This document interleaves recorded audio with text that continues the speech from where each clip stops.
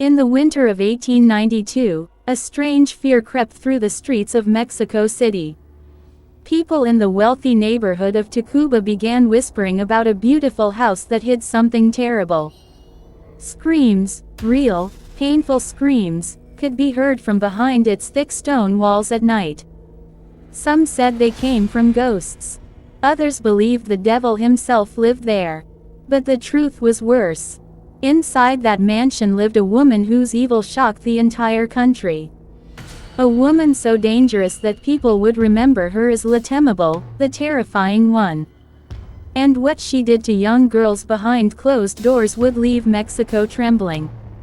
This is the forgotten story of Guadalupe Martínez de Bejarano, Mexico's first known female serial killer. If you love chilling true crime stories, dark history, and tales that reveal the evil hidden behind a smile, subscribe now. Hit the notification bell so you don't miss a single part of this 10-part series. And let us know in the comments, where are you watching from? Now, let's go back to the beginning. Part 1. The House on Tacuba Street. The year was 1887. Mexico City was changing fast. President Porfirio Diaz wanted the world to see Mexico as a modern, rich country. The city's streets were lined with gas lamps. Fancy carriages rolled past churches and cafes. Rich women wore silk dresses from Europe. But just a few streets away, poor families lived in tiny, crumbling houses. Children begged for food. The difference between rich and poor was impossible to ignore. In the middle of this city stood a large pink stone mansion on Tacuba Street. It belonged to a woman named Guadalupe Martínez de Bejarano. She was 43 years old, a widow, and known as a serious and religious woman. She dressed in black, went to church every Sunday, and gave money to charity. People said she helped poor girls find work as servants in rich homes. Everyone respected her. No one suspected the truth. Behind the mansion's tall iron gates, Guadalupe lived with her quiet 22-year-old son, Aurelio. He hardly left his room. Pale and thin, he avoided his mother's eyes and never spoke much. He had grown up learning one thing: when mother is angry, stay out of the way. To sleep at night, he took drops of laudanum, a strong drug that dulled his fear. Guadalupe had a dark secret. She called it her special method for training servants. But it was really a system of pain, fear, and control. Poor families from the countryside often sent their daughters to the city, hoping they would find work. These girls were young, alone, and desperate. They didn't know how to read or write. If they disappeared, no one came looking. At first, Guadalupe was careful. She punished the girls, but never left marks. She humiliated them, made them suffer, but didn't kill. Not yet. But something changed in 1887. That winter, the city was cold and wet. Mist rose from the streets in the early morning, making the city look like a ghost town. On January 18th, a young girl knocked on the door of the mansion. Her name was Casimira Juarez, and she was only 16. She had walked for 6 days to get there, coming from the mountains of Michoacán. Her parents had died in a cholera outbreak. She had no family left. A kind priest gave her a letter of recommendation and told her that Señora Bejarano could help her. When Guadalupe opened the door, she smiled.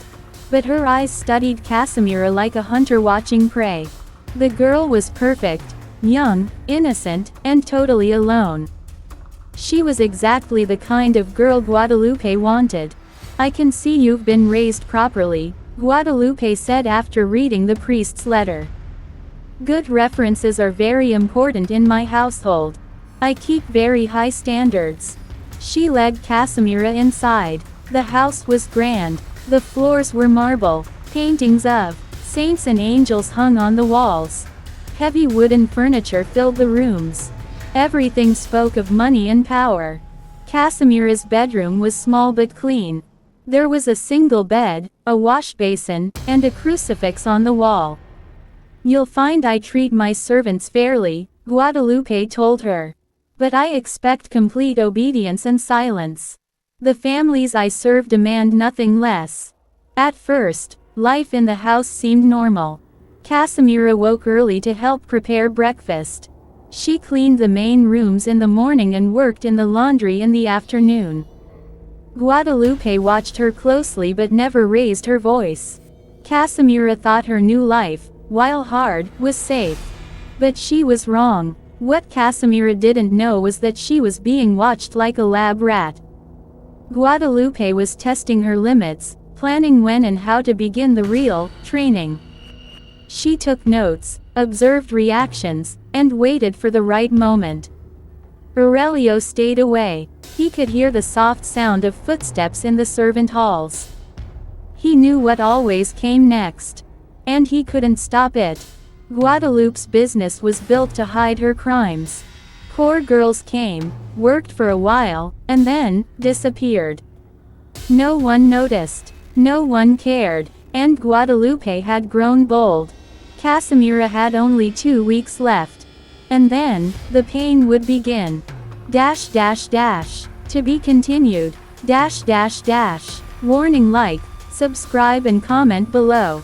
If you found this story chilling, don't miss part 2 of Le Temible, the terrifying one. New episodes every week. Subscribe, hit the bell, and comment your city or state below. Part 2. Lessons in Pain. Engaging hook. What if the person who promised to protect your daughter was the very monster you needed protection from? In 1887, behind the grand walls of a mansion on Tacuba Street in Mexico City, a woman with a kind smile and a cruel heart was building something terrifying. Not a business, not a home, but a private dungeon, designed for suffering. She wore black like a saint, gave to the poor like a saint, and prayed like a saint. But she wasn't a saint. She was Guadalupe Martínez de Bejarano, later called Le Temible, the terrifying one. And her victims were poor, young girls who came to her house looking for work. What happened next? Stay tuned for part 2 of this true horror story. Subscribe now, hit the bell, and comment what state you're watching from. You won't believe how deep her cruelty went. The story continues. After 16-year-old Casimira Juarez arrived at the mansion, Guadalupe took her time. She studied everything the girl did, how she responded to criticism, how quickly she tired, how long she could stay silent before crying. Guadalupe wasn't just being mean. She was running an experiment. She wanted to see how far she could push someone before they broke. Then came the mistakes. Dust no one could see. Food that tasted fine but was too salty. Sheets with wrinkles that didn't exist. Each fault brought a punishment. "You're not as well trained as your priest claimed," Guadalupe said coldly. "Maybe you need a more intensive education." At first, the punishments were strange, but not violent. Casimira had to stand for hours without moving. She skipped meals for being clumsy. She scrubbed floors until her hands bled, then got scolded for staining the stone with blood. Aurelio, Guadalupe's son, saw it all from the shadows. He had seen his mother hurt girls before, but never this bad. He tried to speak up. "I think you're being too hard on her," he whispered. Guadalupe's eyes turned sharp. "Have you forgotten who runs this house? Would you like to join Casimira in her lessons?" Aurelio backed away. He returned to his room and took more laudanum, a drug that dulled his pain and made him forget. By February, Casimira was no longer just a servant. She was a victim trapped in a nightmare. Guadalupe had transformed the basement into a torture chamber. Cold stone walls. No windows. No hope. She forced Casimira to stand naked in the freezing dark, circling her like a predator. "Look what you've become," Guadalupe whispered. This is what happens when servants forget their place. She heated iron tools in the fireplace. When they glowed red, she brought them close, watching Casimira shake with terror. Then came the burn, just enough to make her scream. Never enough to kill, and afterward, Guadalupe carefully cleaned the wounds. She wanted Casimira alive, so she could do it again. Over and over. She wasn't just cruel, she was obsessed with pain. She had even studied human anatomy, how much a body could handle without dying. She called it training, but it was torture. She broke Casimira's mind, too. Confess your sins, she demanded. What sins? Casimira sobbed. Guadalupe made her invent wrongdoings, beg for forgiveness, and thank her for the beatings. Soon, Casimira believed she deserved the pain. Upstairs, Aurelio kept a secret journal. Greater than February 15th. The screams won't stop. I cover my ears but they come through the walls. February 22nd. I saw blood on the stairs. She said it was a cooking accident. That's a lie. February 28th. I haven't seen Casimira in days. But I hear her. And it's not human. Then, in early March, it ended. Casimira's body finally gave out. Her heart stopped during yet another torture session. She was dead. Guadalupe stood over the body. At first, she felt satisfaction. Then, disappointment. The game was over. But not for long. She wrapped Casimira in old sheets and waited for night. She had already picked a burial spot outside the city. Soft dirt. No questions. She buried the girl like she was nothing. But to Guadalupe, she was everything. This killing had awakened something inside her. A hunger. She promised herself, there will be a next time. The professional phase begins. After Casimira's murder, Guadalupe became smarter, more patient. She called it her professional phase. For the next year, she played the part of a perfect widow. She threw church fundraisers, helped the poor, placed more young girls in homes as servants. And she planned. She studied how to choose girls no one would miss. She learned better ways to hurt people without killing them too fast. She even hired a German doctor for Aurelio, so if he ever told anyone, they'd just think he was insane. Then came September 1888. A woman named Maria Santos knocked on the mansion door. She had lost her farm and had nothing left, except her 15-year-old daughter, Elena. Please, she begged, my daughter needs work. Guadalupe smiled. Elena was perfect. Young, poor, alone, but most importantly, strong. And Guadalupe loved breaking the strong ones. Elena started work at the mansion. At first, everything seemed fine. But Guadalupe had learned. She was slower now, smarter. I've noticed you're making more mistakes lately, she told Elena. Perhaps the city air doesn't agree with you. Elena protested. I'm trying my best. Guadalupe gave her a soft smile. Sometimes, trying isn't enough. The punishments returned. Miss a spot while cleaning. Stand in silence for hours. Serve food at the wrong temperature. No dinner for the night. Look a little too confident. Locked in the cold, dark coal room. But Guadalupe was patient. She waited days, even weeks, before pushing further. This way, Elena didn't realize what was happening. Until it was too late. Aurelio watched it all. Again. But this time, he tried to stop it. She looks scared, he told his mother. You're hurting her. Guadalupe gently placed her hand on his shoulder.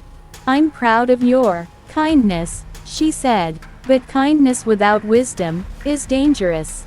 To be continued. Like, comment, and subscribe. If this story chilled you, part 3 is coming soon. Subscribe, hit the bell, and comment your city and state. These are real forgotten crimes, and it's time the world remembers. In the summer of 1887, in the heart of Mexico City, where cobbled streets shimmered with heat and secrets, a woman named Guadalupe Martínez de Bejarano began her quiet reign of terror.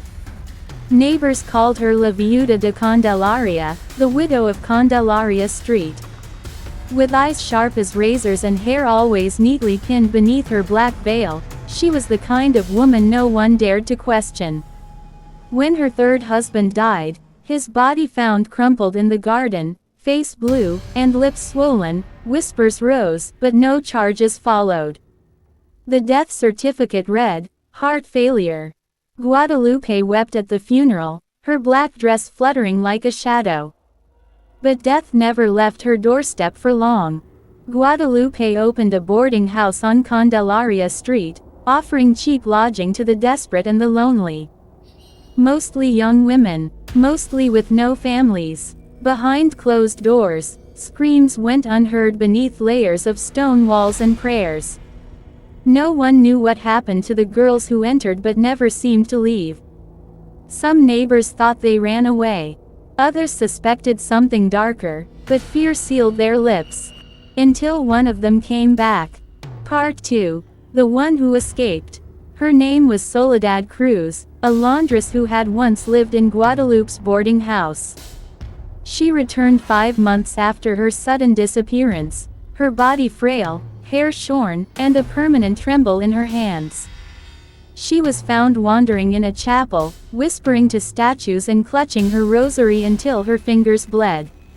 When the police questioned her, her answers came in gasps and shivers. "She fed me bones," she said. "The soup had teeth in it." At first, they dismissed her as mad. But the inspector, Aurelio Herrera, felt something underneath her madness, some horrible truth clawing to get out. He began to dig. Part 3. The chamber below. Using forged permits and quiet bribes, Inspector Aurelio entered the boarding house while Guadalupe was away. The upper floors were dusty, with crosses in every room. But it was the cellar that chilled him. Behind a false wall, he found a chamber lined with iron chains and stained mattresses. The air smelled of rotten old screams. Scratched into the stone was a single word, "Mama." In the corner, beneath a mound of rags, Aurelio found a ledger. It held names, dates, and small notes like, "Obedient," "Resists," or, "Gone." He took it and ran. Part 4. The Ledger of the Dead.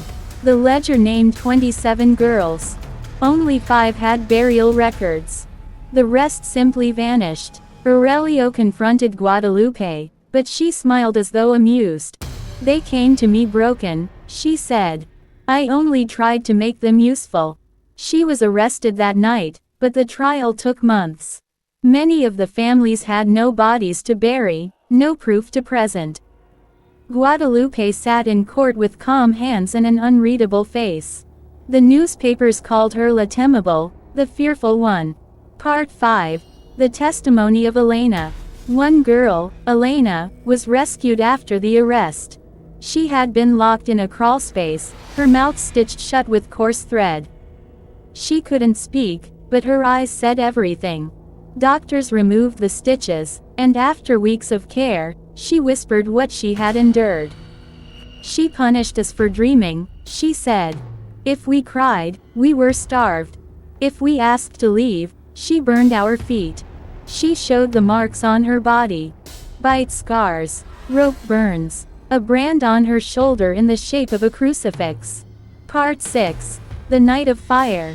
3 nights before the verdict, Guadalupe's boarding house went up in flames. Some said it was neighbors seeking justice.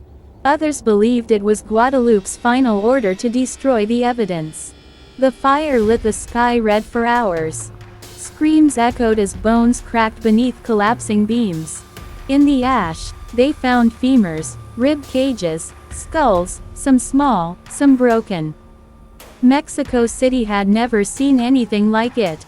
Part 7. The Sentence. Guadalupe Martínez de Bejarano was sentenced to death by firing squad in 1892. As she stood before the rifles, She wore her black veil, face lifted to the sky. God made me a mother to the forgotten, she said. The shots rang out. She did not fall immediately. Witnesses swore her eyes remained open even after the third bullet. Part 8. Whispers in the Wall. After the fire, locals avoided the ruins of Candelaria Street. But children said they could still hear sobbing from the cellar. One priest claimed to hear a lullaby, soft and cold, echoing through the stones. Elena, Soledad, Mama's here, it whispered. The city eventually built over the site. But cracks formed quickly, plaster peeled, strange smells crept from the foundation. No one stays long in the building that now stands there. Part 9. The Haunting of Candelaria Street. In 1910, a seamstress rented a shop at the rebuilt address. Her needles bent strangely. Her mannequins fell over. One day she found her mirrors cracked, the words, "Obey Mama," etched inside. Her assistant went missing 2 weeks later. In 1942, a family moved into the apartment above the shop. The mother began sleepwalking. The youngest daughter drew pictures of a woman in a black veil holding a whip. When a dog unearthed a child's femur in the courtyard, they fled that same night. To this day, tenants report whispers at 3 a.m. The building is rarely occupied for more than a month. Part 10. Le Temible returns. In 1997, a paranormal team filmed a documentary in the old building. Their cameras caught a voice repeating a phrase in an old woman's tone. They needed discipline. A week later, the lead investigator disappeared. His footage ended with a shot of a black veil lying on the floor. Today, locals say Le Temible still walks among the shadows. Not as a ghost, but as something worse, a curse. Every few years, another girl vanishes near Candelaria Street. And on Dia de los Muertos, some say you can hear the iron door creak open. And a voice hum a lullaby.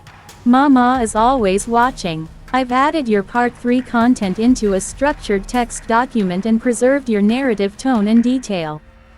If you'd like help continuing the story, editing for tone or sensitivity, or turning this into a larger serialized format, just let me know. Part 4. The Disappearing Girls. The year was now 1890, and people in Mexico City were beginning to notice a strange pattern. Girls who worked for Doña Guadalupe Martínez de Bejarano seemed to vanish without a trace. At first, no one dared to ask questions. Guadalupe was a wealthy woman. She paid good money, and her house on Calle de la Amargura was known for being quiet, proper, and always clean. But the mothers of the missing girls were not quiet. One day, a woman named Isabel Reyes came to the police station. She looked tired, her eyes red from crying. My daughter worked for Doña Guadalupe, she said to the officer. She left for work and never came home. That was 6 weeks ago. The officer, Sargento Munoz, nodded politely but didn't write anything down. Teenage girls often run away, he said. Maybe she found a lover. Maybe she wanted a different life. Isabel slammed her hand on the desk. My daughter was shy. She didn't even speak to boys. She wanted to help me pay for my medicine. She wouldn't just disappear. Still, the police didn't take her seriously. Nor did they listen to the second mother who came the next week. Or the third. Or the fourth. It wasn't until a priest from the local parish, Padre Tomas, raised concerns that people finally started to listen. He had noticed something while visiting homes for confession. The families who had lost daughters all said the same thing. Greater than, she went to work for Doña Guadalupe. One afternoon, Padre Tomas visited Guadalupe's home under the excuse of collecting donations for the church. She welcomed him with a smile. Padre, you honor me. Please, come in. Her house was spotless. White lace curtains. Wooden floors polished so well they shined. The smell of cinnamon and cloves filled the air. She served him sweet coffee and sugar bread. "I hear you've been hiring many young girls lately," the priest said casually.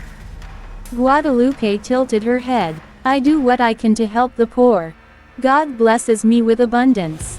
Why not share it? And yet, many of them don't return to their homes," the priest said, his tone quiet but sharp. Guadalupe didn't blink. "Some of them leave. Some steal and run. Some are lazy and lie. I'm not their mother, Padre. I can't keep track of every peasant child who passes through my door." That night, the priest went home with a heavy heart. He had no proof, but he could feel it. Evil lived in that house. Inside that elegant home, Guadalupe's cruelty had grown darker. Her new assistant, a girl named Lucia, only 15 years old, was the next to suffer. Guadalupe had told her mother she would train her in fine embroidery and housework. But behind closed doors, the lessons were something else. Lucia was made to kneel on uncooked corn kernels for hours, her bare knees pressed into the hard grain until they bled. If she cried, Guadalupe poured vinegar on her wounds. She forced her to sleep on the cold kitchen floor. She beat her with wet ropes so no bruises would show on her arms.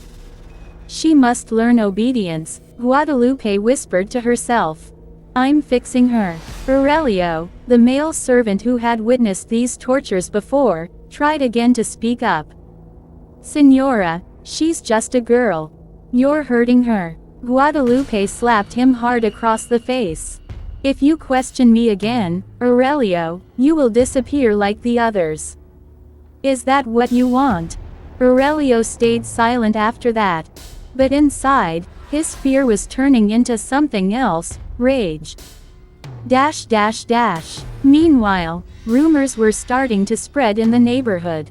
Someone had seen a girl jump from Guadalupe's second-story window one night.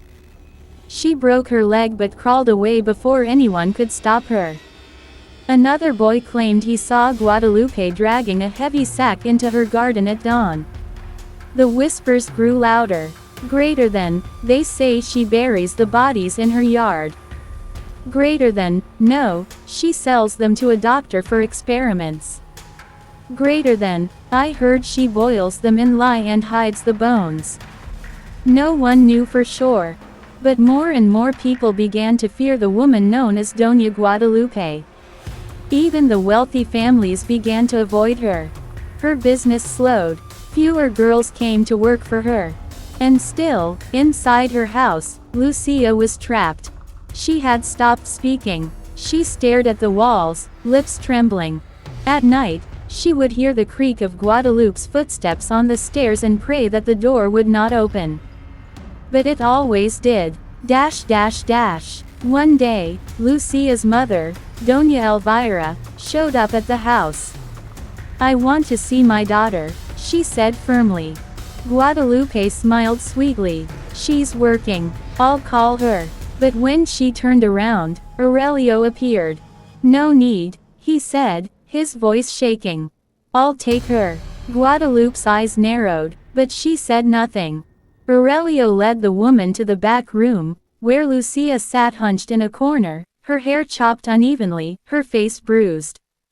Doña Elvira screamed. Guadalupe appeared at the doorway. "She's a difficult girl. I was teaching her discipline."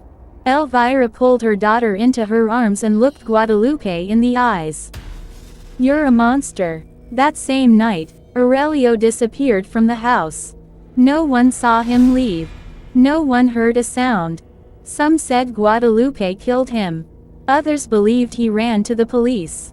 But the truth would come out soon, and all of Mexico would tremble when they learned what Guadalupe had done. End of Part 4. La Temible. Part 5. The Girl in the Cellar. Mexico City, 1890. The neighborhood around Bejarano's home had grown quieter over the years. Rumors floated among neighbors about strange sounds at night, and the smell of burning herbs that came from her windows. Some claimed they saw her carrying heavy sacks to the back garden under moonlight. Others said they heard crying, but no one dared to ask questions. In her cellar, deep beneath the wooden floorboards, Guadalupe Martínez de Bejarano kept her darkest secrets.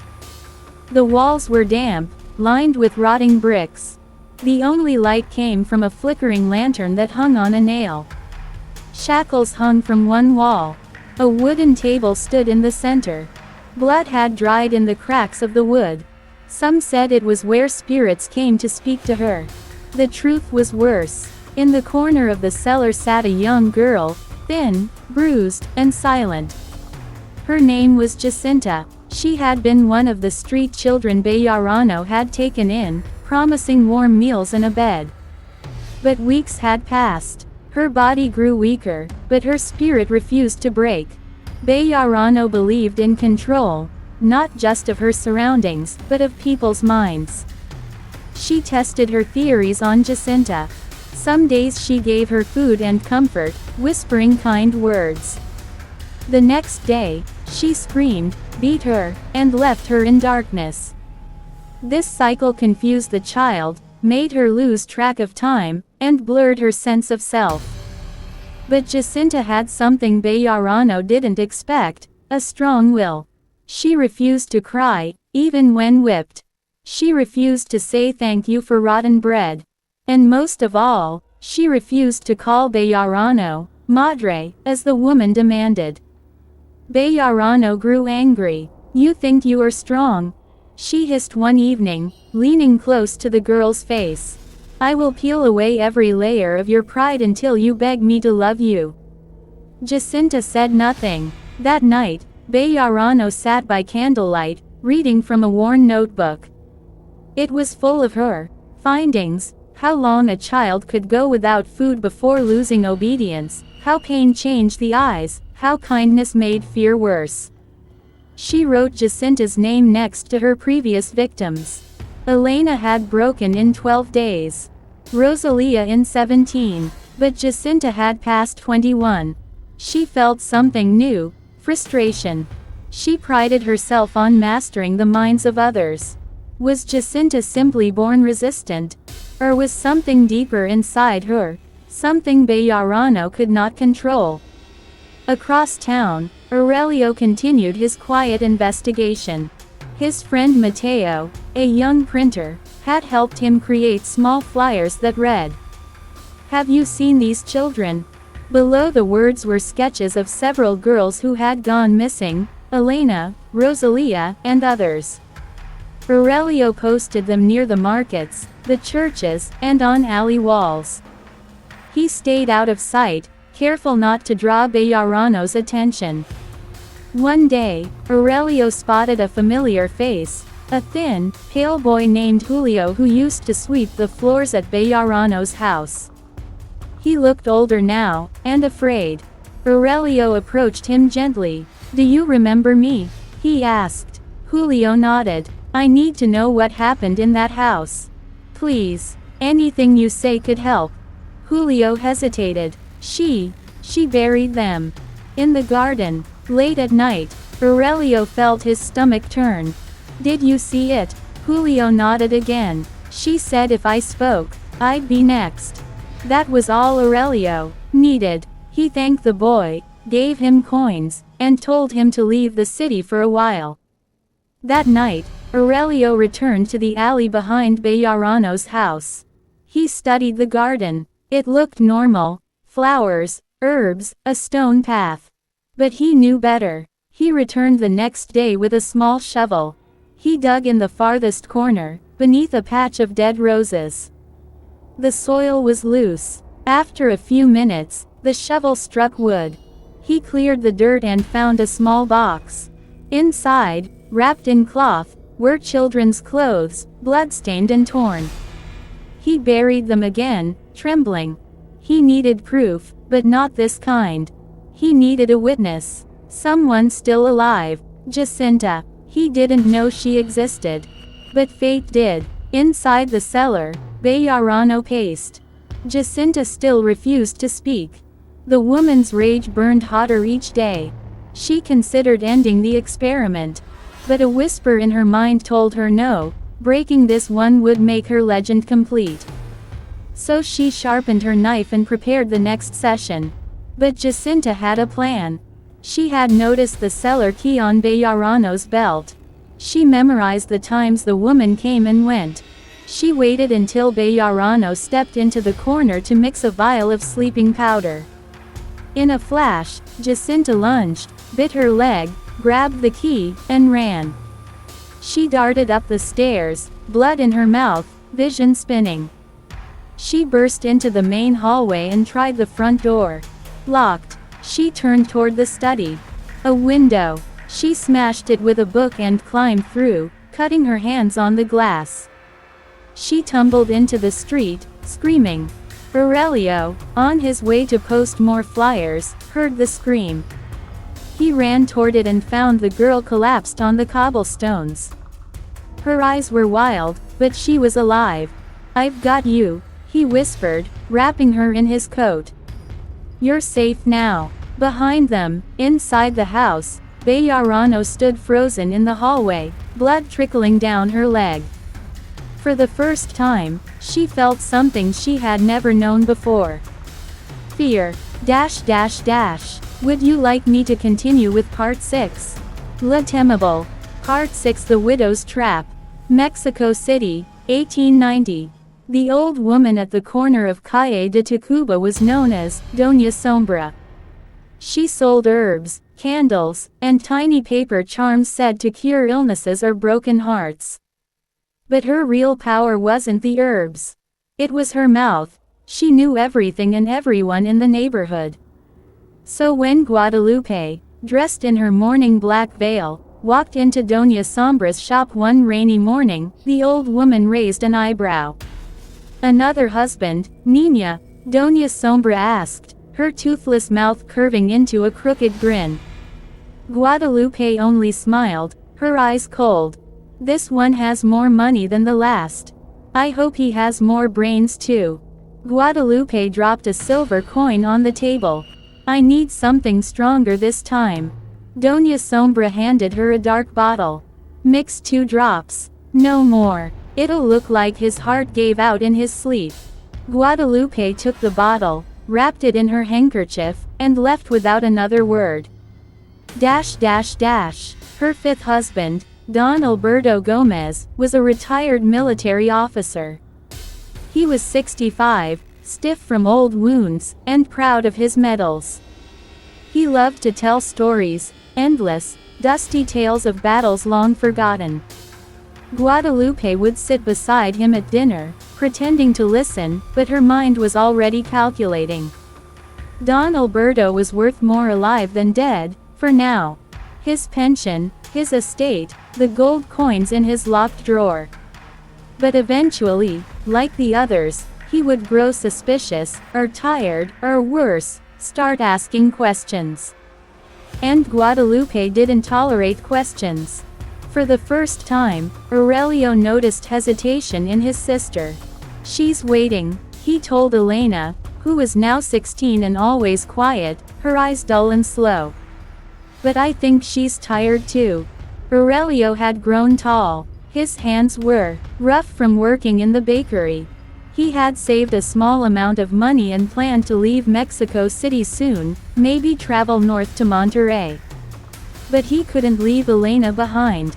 "I'll take you with me," he whispered to her one evening as they sat near the kitchen. "We'll escape while she's asleep."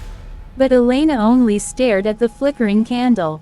"She'll find us. She always does." Guadalupe didn't need poison this time. She discovered a better weapon: fear.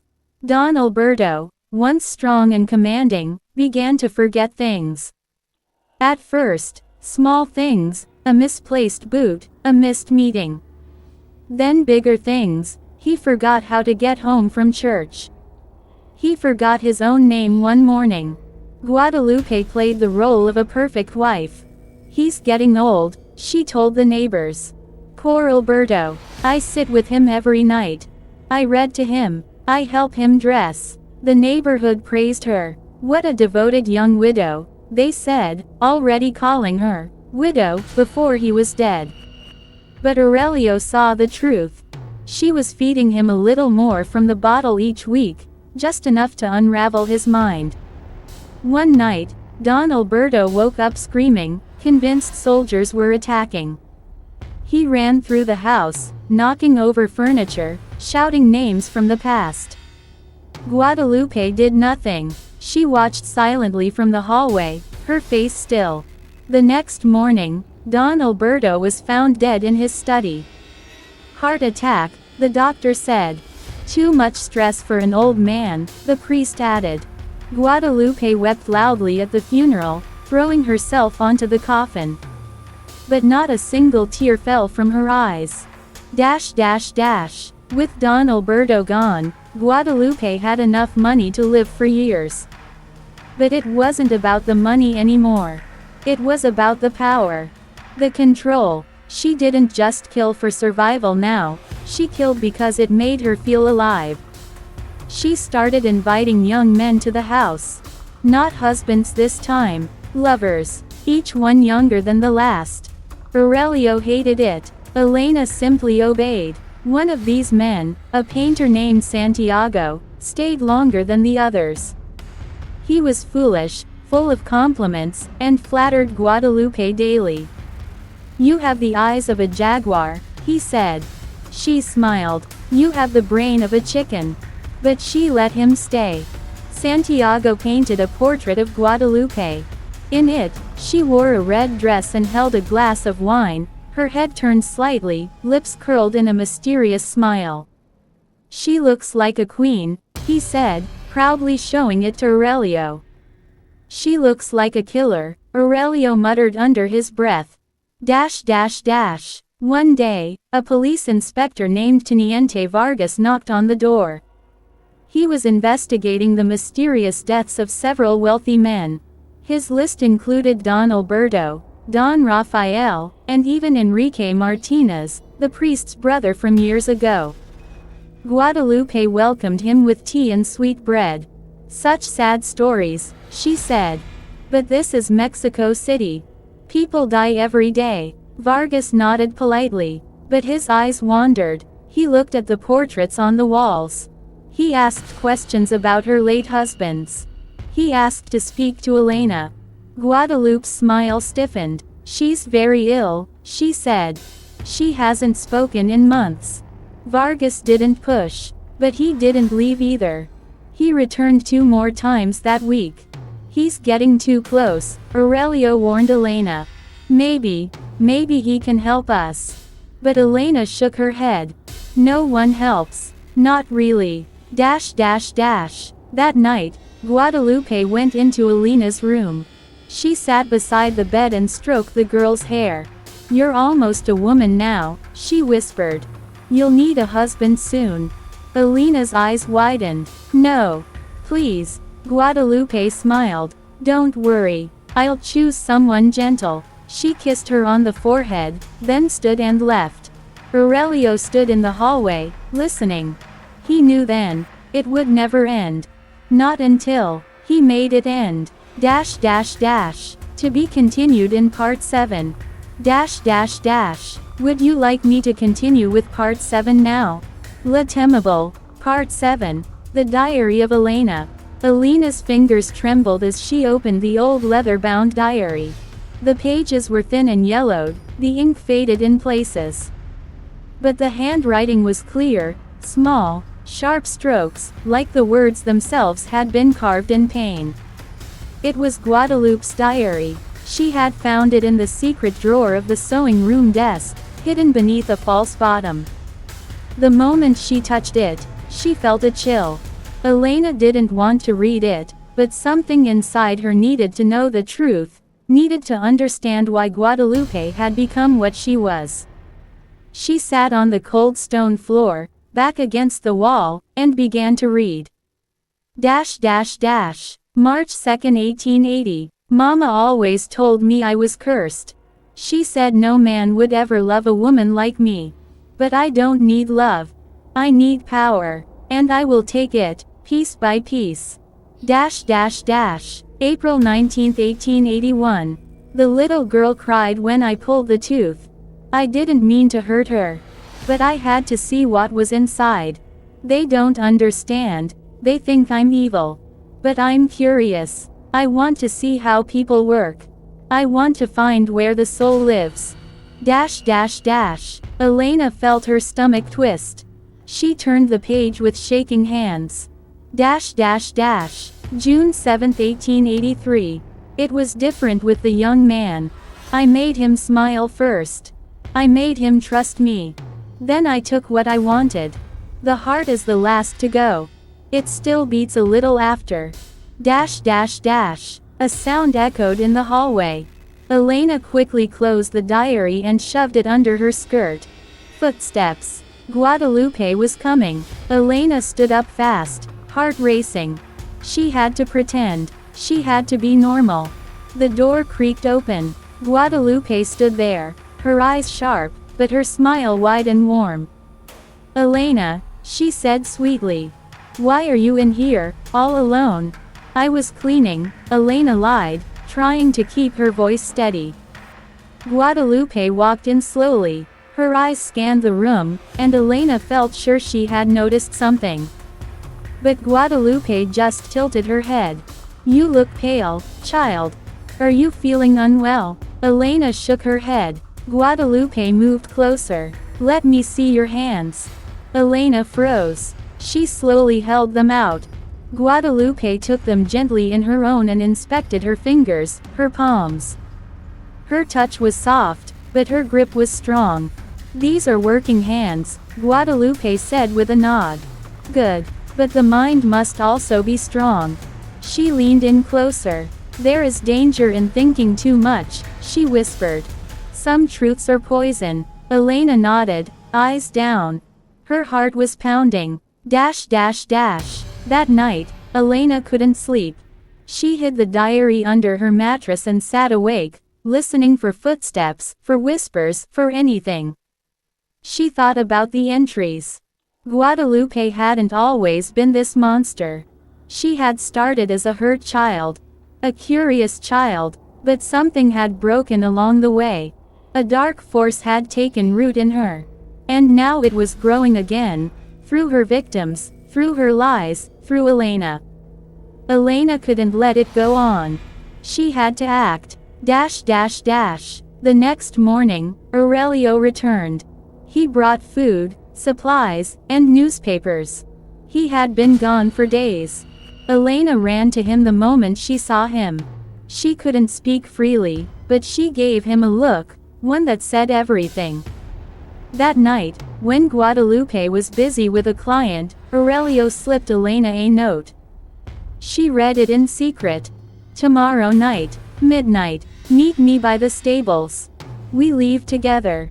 Burn it after reading. She did. The next day was long and slow. Elena cleaned the floors, washed the dishes, and tried not to think of what Guadalupe was doing upstairs.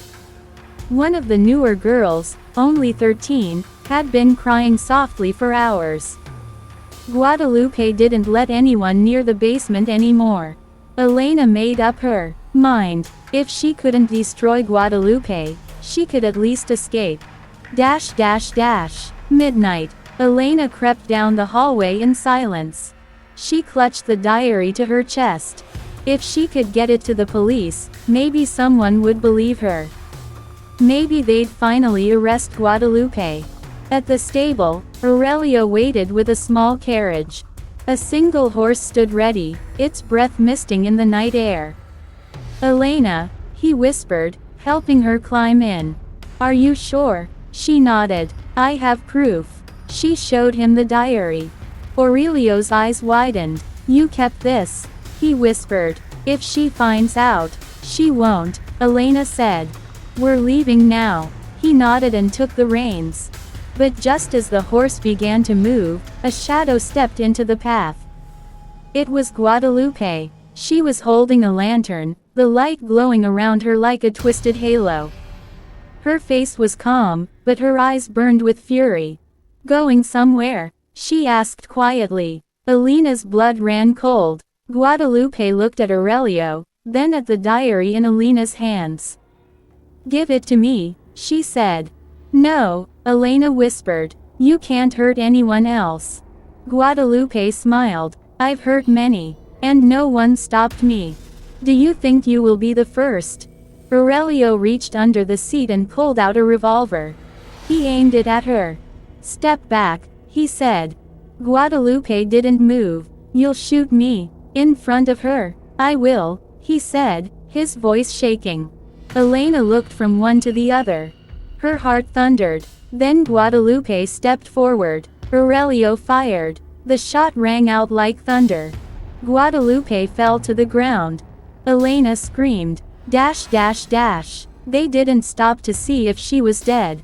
They rode through the night, away from Mexico City, into the dark countryside. Elena didn't look back, but the image of Guadalupe's eyes, wide, wild, and burning, stayed with her. She knew it wasn't over. Not yet. Dash dash dash. To be continued. Part 8. The Cage of Silence. 1891. The streets of Mexico City roared with life, but in the house on Calle de la Soledad, there was only the sound of muffled weeping. Marisol, one of the newer girls, had begun to resist. She whispered prayers at night, begged for her family during the day, and refused the food that Guadalupe placed before her. It was the kind of defiance that usually triggered Guadalupe's wrath. But this time, Guadalupe did something far more sinister. She smiled. You're strong, she said to Marisol. But strength has a cost. That night, Marisol was locked in the cellar, a room known among the other girls as El Silencio. There was no light, no warmth, and the air smelled of damp wood and old blood. Guadalupe claimed it was for reflection, but the truth was darker. Each night, she came down with a single candle, her face flickering between shadow and flame. She spoke to Marisol in a soft, hypnotic voice, twisting scriptures and turning guilt into obedience. She told her the world had abandoned her. That only Guadalupe cared enough to save her soul. The words dripped like poison. By the fifth night, Marisol's voice was gone. She no longer prayed. She no longer cried. When Guadalupe finally opened the door and led her out, she was blank. Hollow. Aurelio watched in horror. The girl who once fought back now obeyed without a sound.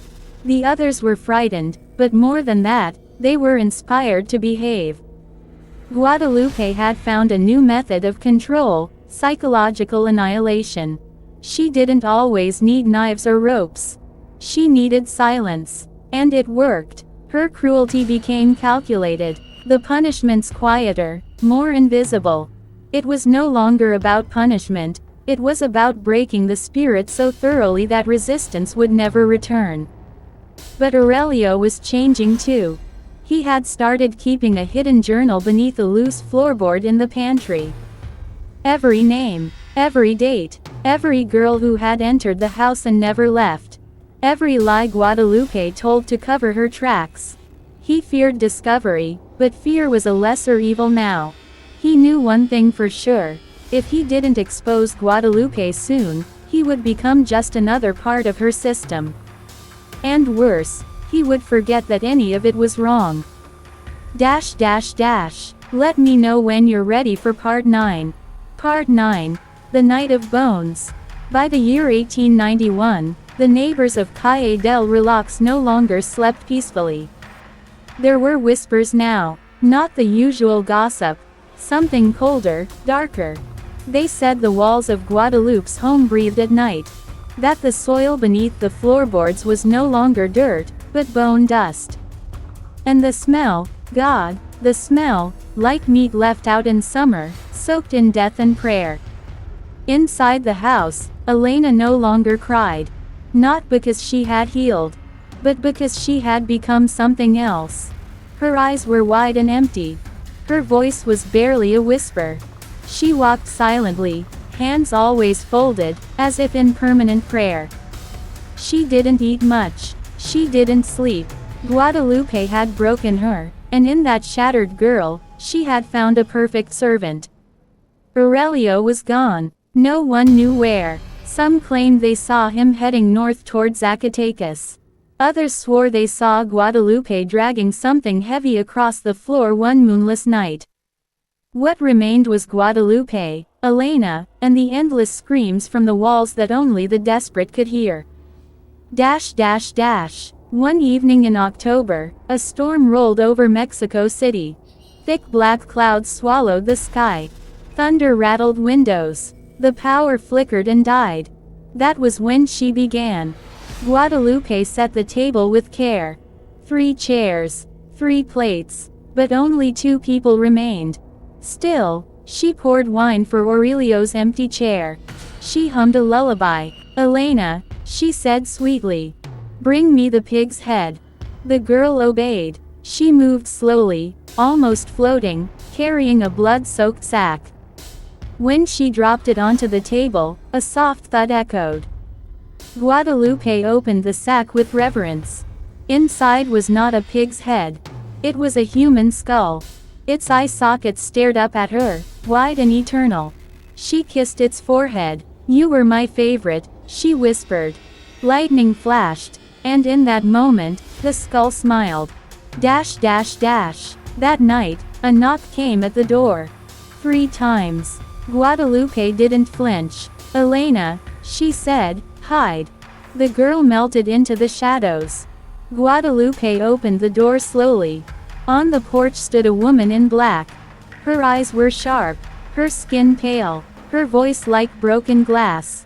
"I'm here for the dead," she said. Guadalupe smirked. "You're late." The woman stepped in, shoes clicking on the wooden floor. Water dripped from her dress, forming a trail like blood behind her. "You took 33 souls," the woman said. "1 for each coin, 1 for each curse. You think you're owed power." "I earned power," Guadalupe hissed. "They came to me. They begged. They wept. I gave them what no priest ever could, freedom." The woman tilted her head. "You gave them a grave, nothing more." The air turned cold. Guadalupe's candles blew out. The skull on the table cracked. Elena, hidden in the corner, began to hum, an eerie tune that did not belong to any lullaby known to this world. Then the walls began to bleed. Dark liquid oozed from the cracks. The house groaned. The spirits awakened. Every child Guadalupe had buried now whispered from beneath the floor. "Mama! Why, Mama? It hurts!" Guadalupe screamed. She covered her ears. "No, you were weak. You begged to die." But the voices did not stop. The woman in black raised a hand. From the shadows came a figure. Small, thin, familiar. It was Aurelio. His eyes were stitched shut. His mouth sewn with black thread. But he reached out his hand toward her. Guadalupe fell to her knees. "No," she whispered. "Not you. You were mine. You were loyal." The figure pointed at her chest. Then his mouth ripped open, and from it came a scream that shattered every window in the house. Guadalupe scrambled back. The table burst into flames. The skull turned to ash. The woman in black stepped closer. "Elena," she said softly. "It's time." From the shadows, Elena walked out, her eyes glowing with unnatural light. The humming stopped. She looked at Guadalupe for the first time in months. "I'm not your daughter," Elena whispered. She held up the same rosary Guadalupe had used to strangle the last girl, and wrapped it around her own hands, tight like a weapon. Guadalupe gasped. You belong to me." Elena smiled, but it wasn't a child's smile. It was something older, something far, far darker. "I belong to the dead," she said. Then the spirits rose. From the floor, from the walls, from the air, each face a twisted mask of pain. Children, mothers, lovers, all torn by Guadalupe's hunger. They reached for her, icy hands dragging her down. Guadalupe screamed, but no one outside heard. The storm covered her cries. By morning, the house stood silent. Neighbors said it looked darker somehow, smaller, as if something had been taken from it. They found the door open. Inside, the table was set for 3. The candles were melted to nothing. But Guadalupe Martínez de Bejarano was gone. Only Elena remained. She sat in a wooden chair, hands folded, eyes calm. A smile on her face. When police asked her what happened, she said nothing. Only one word was written in blood on the wall. Justicia. Justice.